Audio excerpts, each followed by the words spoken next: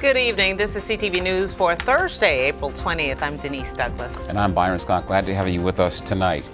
Well, major reforms coming to Metro. Today, WMATA General Manager Paul Wiedefeld unveiled a proposal for a new business model for the troubled public transit system. Rochelle Metzger joining us now with more.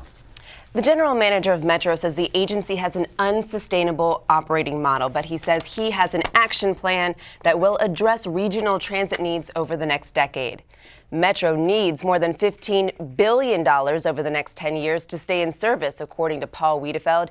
He says the new plan will address operating costs and the funding necessary for capital investments to ensure the system will, quote, remain safe and reliable. Wiedefeld says local government needs to provide dedicated funding of $500 million annually to pay for maintenance and equipment. His proposal calls for a reduction in labor costs and pension benefits that are, quote, less generous. It's things like, for instance, we have set up a quality assurance program that looks at all of our work now that's independent of the people that are doing it. We've set up independent accounting functions now that all now report directly to me. And that's, again, our watchdog, internal watchdog to do that. We have a new OIG, and I'm working very closely with Jeff on that same concept.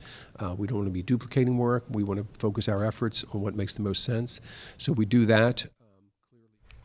Reaction so far has been positive for the most part. Congressman Steny Hoyer says he's encouraged by Wiedefeld's proposal to address WMATA's growing financial issues, and he looks forward to reviewing it in more detail. Now, the executive director of the Regional Coalition for Smarter Growth also put out a statement saying that the plan is the best he's seen to date, but cautions that the organization will need more information about some of those proposals.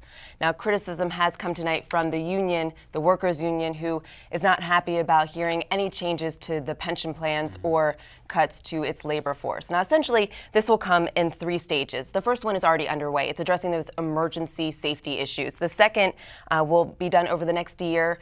New customer service initiatives, finding funding, which is where those cuts to labor positions will come in, opening its bidding process outside just union contractors to private contractors as well, and looking at the pension plans. And then the third stage is really farther down the line, turning it into this world-class transit system. I gotcha. Lots more work to be plans. done here. Thank you. Well, some disturbing news out of Capitol Heights tonight. A substitute teacher and coach at Bradbury Elementary School arrested on child pornography charges. State police arresting 34-year-old Christopher Spite and searching his home this morning. Investigators say they found electronic devices containing videos of child pornography. He's charged with 3 counts of distribution and 6 counts of possession of child porn.